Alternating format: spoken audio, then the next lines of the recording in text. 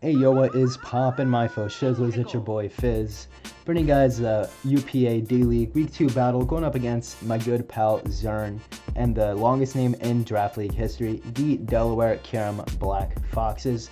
Now, Zern is definitely one of the big competitors in the league, a new addition to the UPA D-League with me. So really looking forward to this battle. I have beaten Zern before in a side league that I was in. So definitely looking forward to this matchup. He's a good player, and I'm just excited to play against him because I know it's going to be a good one. So yeah, he has a really powerful team, and I'm going to jump right into it. He has Latios, Mega Scissor, Tangrowth, Nidoking, Lucario, Alamomola, Miltank, Keldeo, Drapion, Talonflame, Delibird, and Diancie. He has a very, very scary team. He has a very good Coco check with the Nidoking naturally with its typing. Doesn't really need any investment to kind of check it at all. Like, it can force a U-turn, but that makes me play really conservatively, and just having Nidoking on the team is going to make my Coco really tough to use in this matchup. Latios is definitely scary as well. It does do a lot in this matchup, except for my Comfy. It does get revenge by that, and Registeel as well. That can potentially come. Mega Scissor is just terrifying, but it's pretty free for my Zard to come in and do whatever it likes. And he has a lot of really scary threats, like the Lucario, like the Keldeo as well. I don't have very good switch-ins to that, and Banded Talonflame is very scary as well. So he has a lot of offensive threats, and he can easily bring like pretty much anything on his team. But the two things I really don't expect him to bring are the Drapion and the Delibird. Drapion because I feel like he needs the other mons more. Drapion doesn't have the best matchup here, in my opinion, and it can't really check the Comfy because it is neutral to Fairy. So it can't really do that well. Toxic Spikes is the only thing I would really anticipate him bringing it for, but he does have the Nidoking, so I feel like that's really redundant, which I think the Nidoking 100% comes, and Delibird is a Delibird.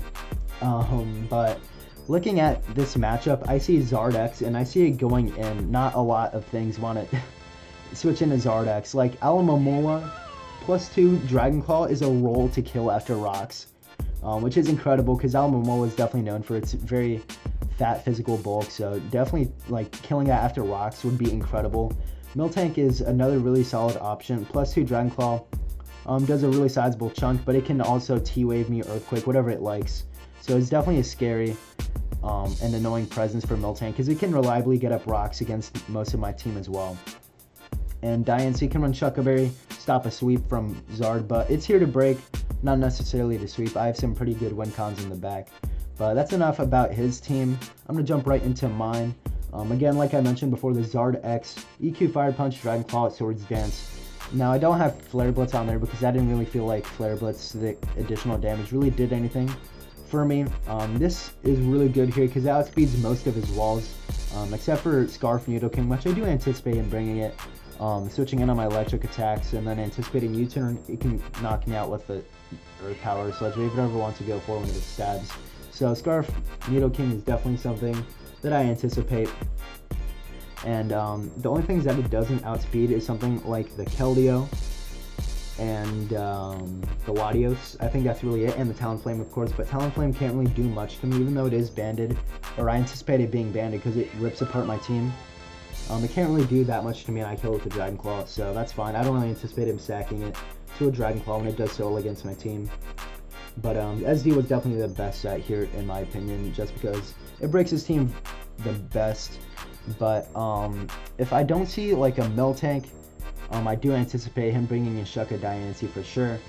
I think that's just the best set for him to check my Zard.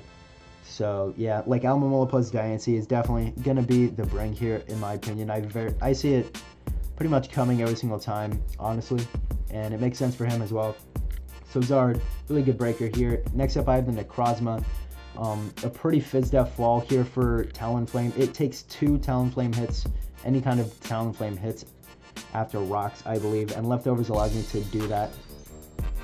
With Moonlight, Heat Wave, Photon Geyser, or Knockoff. Knockoff is really good for knocking off lefties, Rocky Helmets for my Coco, and as well as Scarfs is like in Nidoking scenario. If I can knock that off, that's going to be really good for my Coco as well. Looking at the set that it is, I'll show you guys in a short bit, but this is a really good Fizz-Def wall for a lot of this stuff. It's also providing a Psychic for Keldeo, Secret Sword spamming. Wow, say that 5 times as fast. So it's a fighting resist for that, and I can kill it back to Photon Geyser. And just in general, Heat Wave plus Photon Geyser does a lot in this matchup, except Latios, but I can always knock that off, knock off the Z, whatever it wants to do. And Latios can get checked by the Comfy, so I'm not really too worried about the Latios. And the only thing that it doesn't hit is a Drapion, but I really don't anticipate that coming ever over like Nidoking. So yeah, this is a pretty good set here, and yeah, I feel like it's just really nice here. And also is another fighting resist for Lucario, which is definitely terrifying against my team. Next up is Coco, Tapunium Z, Nature's Madness, HP Ice, Thunderbolt, and U-Turn. Now, Chess suggested this set to me. Tapunium on the Nidoking switch in, and then kill it with HP Ice. But I do anticipate it to be Scarf, but either way, I feel like it's fine if Tangrowth wants to switch in. But it can switch out into something else and then back in. So I don't really know how this set is going to work out, but I'm going to try it anyways. But yeah, I just explained what Nature's Madness was for. Chipping down the Nidoking to 25%. HP Ice to hit the Tangrowth and the Nidoking, because AV Tang is also a very viable bring. Thunderbolt and U-Turn, just classic Coco stuff. And this outspeeds Adamant, Talonflame, which is definitely choke and prep. I should always create Talonflame creeping my Swellow, because I'm a donut. I anticipated Adamant banned Talonflame, which I felt like was the best set in my opinion, but I kind of choked and prep, and you'll see how that affects the game. But yeah, again, standard Coco set. Z Nature's Madness looking to be pretty cool here. Really good for my Zardex, breaking his stuff. Seismitoad, classic Seismitoad, Stealth Rock, Scald, Earthquake, and Ice Punch. Now, this is a mixed set, Earthquake, so I can break the Keldeo sub with ease. And I am a water immunity to the Keldeo, because Keldeo is pretty scary, but I can revenge it with something like Comfy, or I can switch into it, or I can check it with the Seismitoad, so that's fine by me. And I can revenge it with Coco as well, if the case comes. So yeah, just gets up rocks very reliably against his team. Scald, Earthquake, Ice Punch, just classic coverage Ice Punch, so I don't get hard walled by the Latios, and I don't get subbed over or Calm Minded on, something like that. And Lefties is just classic. Pretty standard Seismitoad, I'd like to say. Nothing really special. That the EVs can take 2 hits from Keldeo pretty much every time, unless it's like HP Grass, which could be a bring. I really don't think so, but you never know. And it also provides a fire resist for the Talonflame, which is pretty scary. But Necrozma is always my switch into the Talonflame. Next up, I have my Swellow here making its debut here.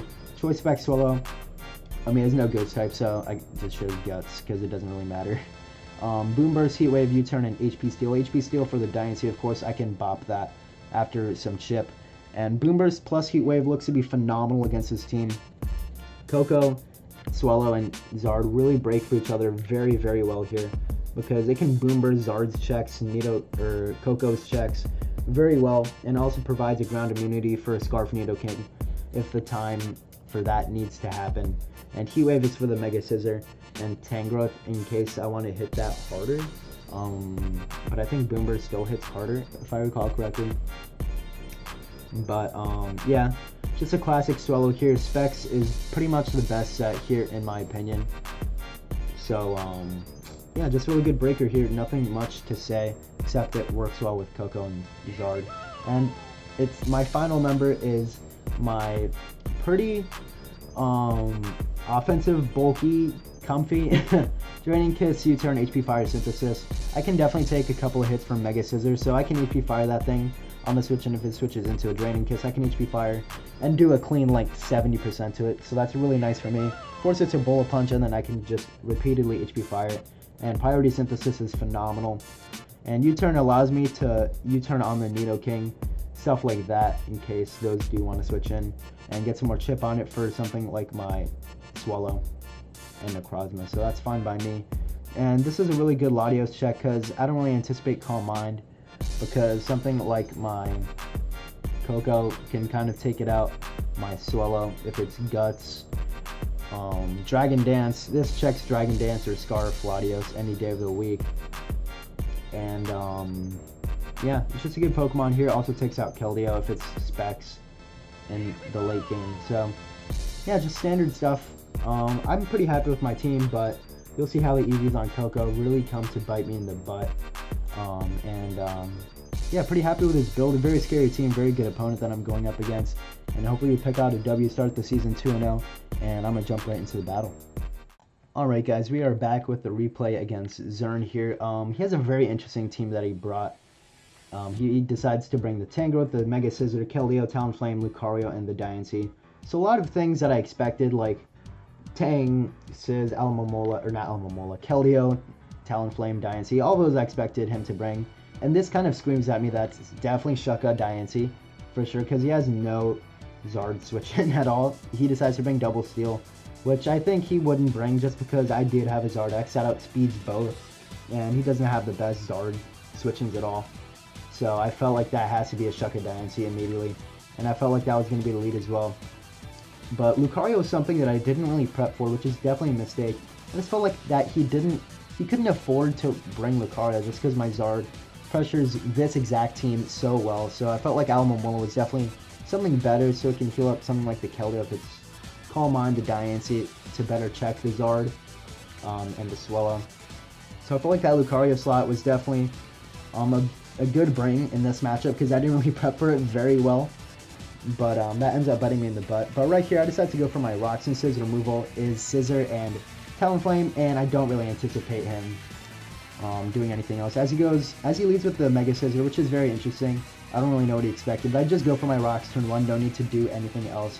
I was going to my Necrozma because I can't afford to take a knockoff or whatever he wants to do. As I go for my knockoff of my own, get rid of the AV on that thing, but I felt like my knockoff was way better because my Coco really appreciates this thing's AV being knocked off as he reveals Nature Power, which is very interesting for the Hawlucha. He said he can take like a +2 acro, I believe. Maybe that's not a calc that's feasible, but maybe that's what it was. But it was for the Hawlucha and Terrain because he couldn't kill me at all. So very cool tech that he does have there, but does have a chance to paralyze, which is very unfortunate.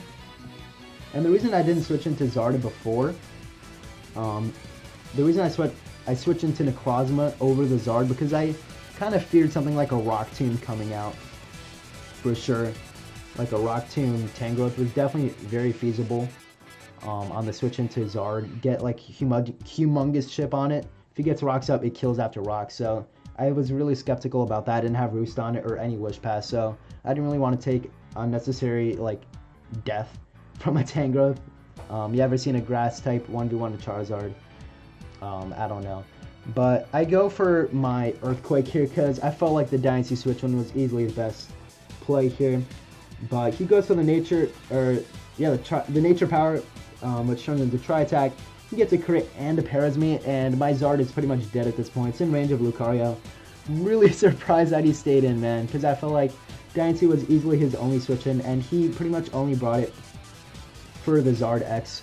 Scizor is his better check to Swallow because it can Bullet Punch me and force it out, go for a U-turn, get initiative. With Diancie, you can't really do that to the Swallow. He has to make doubles and stuff like that. So I was really surprised he didn't go into Diancie there, but he does get me there. Unfortunately, that turn, and I am just forced to go for the Fire Punch. So that really sucked for me because now Zard pretty much is dead. Can't really do much against his team. It underspeeds everything. So I decided to sack it off, and if he wants to get up rocks, I'm in range of like a Bullet Punch from Scizor. So that was definitely unfortunate. As I go for my T-Bolt here, and as he goes for the rocks. So he didn't really need the Diancie anymore. He knew he could take a hit. So he just decides to sack it, I believe, here. Yeah, that makes sense. He didn't really need Diancie anymore. As he goes into his Tangrowth, as I go for my Z-Nature's Madness here to try to pick off the Tangrowth, trying to force him into a situation where HP Ice can kill this thing. But I go for my T-Bolt here because that can easily two-shot, or that can easily kill the Tangrowth. That's not AV because I am modest. So that's very good information for me. As I get the para on the Scizor, which is very nice for me. As I go for into my Seismitoad, and this is where the para and sacking Zard really sucked. I was forced to sack Zard there. I couldn't really do anything else to let anything else take a Moonblast to the face because nothing else is a resist to Diancie. So I felt like sacking Zard was the best place, and so everything everything outsped me. And this is where Scizor being alive would have been very nice because it would have forced something out here make him go into his Diancie, as he did reveal to be leftovers over Shucko, which was pretty surprising, but he probably knew that he could take like an Earthquake, a neutral Earthquake or something, and kill me with a Diamond Storm or whatever, Power Gem. So, yeah, I kind of make a misplay here. Going for the Scald, I thought to myself that, no way he has Roost, right? But, I mean, I didn't really think that he did. Well, what am I trying to say? I didn't think that he didn't have Roost. I just went for the Scald thinking, oh, I can two-shot this thing, but no, it can have Roost. And then I'm in a really terrible position against this Scissor, and not having HP Fire really sucked over Ice Punch. Would have been very nice here. As I go into my Necrozma, as he goes for the Roost here, I want to Heat Wave this thing immediately as he goes for the Bullet Punch. Now I just need him to be paralyzed one turn, which I can definitely do. As he goes for the Bullet Punch and kills my Necrozma. Now I just need one para on this thing so I can kill it. As I go into my Swallow, and I do get it, which is fair enough. I mean, that's why paralysis exists, so you can get paralyzed, you know. And that was my win count at this point. If you never got paralyzed, I pretty much lost the game 5-0. So definitely under prep for that Scissor set. Should have had HP Fire on the Seismic Toad. It was definitely bad prep on my end. Not prepping for Mega Scissor, which is definitely a problem. But that was my win con here. As he goes into his Lucario, I didn't want him setting up at all. So, or putting him in range of a Coco hit. So I just go for the Boom Burster as he goes for the E-Speed. And very scary territory here as I go into my Comfey. And he tells me after the game that he does not have a single Steel move, or his Steel move. Or rather, on Lucario, he does not have Meteor Mash. So this thing actually hard walls it. Bullet Punch isn't going to really do much at all, because I can always Synthesis and Draining Kiss back up. And he goes into his Talonflame as I go into my Seismitoad. And I felt like Scarf, the only way that Keldeo could beat my team was if it was Scarf, but I didn't really like that set here. And again, if it was Scarf, my Comfey was at full health and I could always take it out. And my Comfey looks to be a really prime win con in this game. So right here, I go for my Scald, trying to get a burn on something, which would have been phenomenal. But I don't get a burn at all. And I go into my Comfey here because I know it can pretty much attempt to 1v1 this thing. As he gets a crit with the Giga Drain, which kind of sucks, forces me to go for Synthesis and over Draining Kiss, trying to get chip on this thing, which kind of sucks. Gets him like 20-30%, but that's fine by me. I know I do 1v1 this Tango as he goes for the knockoff, so I definitely two-shot this thing with a Draining Kiss as he goes into his Talonflame, as he goes for my Draining Kiss, which is fine, because if he goes for a Roost again, I just go into my Seismitoad. And the thing is with his Talonflame is I always win this 1v1. I switch out into my my Seismitoad. He roosts up, he has to switch out, he's forced to switch out easily. And then he's forced, this is only switching to Comfey too, so he has to come back in on Rock, so that negates his Roost, and then take extra 13-14% with my Draining Kiss, and then I am able to two-shot it the next time he does come in. So I do go into my Coco here expecting to lose, because that was his win con, to not lose to Comfey. As you'll see, the EVs come in very clutch here, Ben. Very good EVs here. I could have won with Coco here, or I could have won right here if I EV'd my Coco properly. Kill the Talonflame, but he did his calcs. He revealed, or the damage on 6 told him that I was modest Coco, and he crept Swallow, which was definitely fair. I don't know why I didn't think of that. That was a choke and prep very easily on my end. And Coco was really good here because Lucario comes in, it's forced to take rocks, and then I kill it with a Draining Kiss. He can't one-shot me with Meteor Mash. So I was in a phenomenal position to easily just win the game completely, but I choked it in prep very hard. As I go into my Seismitoad, which is my only play, as he goes for the Supersonic Sky Strike, which does not kill me because I'm pretty Fizz Def and I just kill it with the Scald. So Z was definitely an interesting set. I expected a band, which kind of ripped apart my team, but Z was definitely a good set. Plus 2Z, I didn't really have any answers for. As I go for the Ice Punch here, I didn't want my Comfey getting chipped at all. As I go into my Comfey, I can 1v1 this thing. Like you saw before, I just continue to Draining Kiss. He doesn't gain that much health from Giga Drain, but he goes for the Nature Power here, trying to fish for a para, which I suppose is a good play. But I just keep Draining Kissing. I have a lot of PP, and I do two-shot this Tangrowth with the Draining Kiss, so that's fine by me. But right here, I do go for the Synthesis, I believe. No, I just go for the Draining Kiss. Crit didn't matter, because I know I can Synthesis up on the Keldeo to get myself in range to where a Bullet Punch doesn't kill. Or I just Draining Kiss, because I get to full anyway. Now, I'm going to Hydro Pump here, or I'm going to keep Draining Kissing to put him in very low health. Now, my thought process here was, Triage has +2 priority, right? Which it doesn't, it's +3, my mistake. Lucario also has a +2 E-speed, and if I'm in this range, 17%, I die to a Lucario hit, and it is naturally faster since I have no speed in this Comfey, so he definitely wins this game. So my play here was to go for the Synthesis, hope he misses, and hope he doesn't crit, but he ends up hitting this Hydro Pump, which is very scary. I just need him to miss one so I can guarantee to win the game, as he gets another Hydro Pump hit, and then I have to Synthesis again. Hopefully he doesn't get the roll, but he hits again, and then I'm forced to go for the Synthesis again, and I die to the Hydro Pump. Now, this was a huge choke on my end. During the game, like I said, I thought that Triage was +2 priority, but he told me after the game, of course, that he didn't have Meteor Mash. Actually, I think he said it in the chat. Let me scroll up.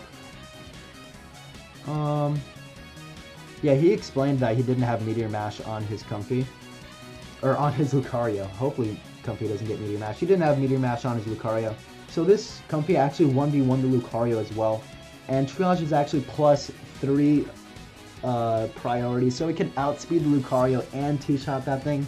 So I won the game right here.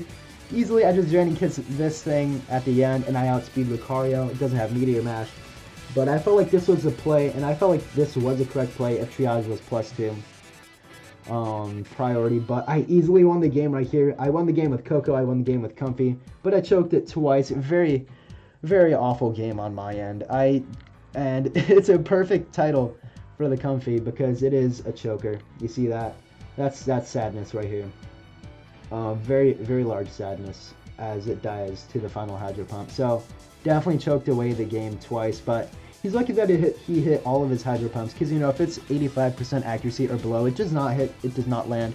Can't tell you the last time I saw a Hurricane land, but, you know, it's all jokes. But he played pretty well, but I know that he wasn't at his best. He told me that he felt like he didn't play very well. I definitely did not play very well at all. And I choked the game away twice in this game. One in prep with my EV on Coco, and another one with the choker itself, the Comfey. So I was really upset about this. I wasn't salty or anything. I felt like, man, I'm so stupid. I didn't know Triage was +3 ability, but in the name, I guess it does make sense.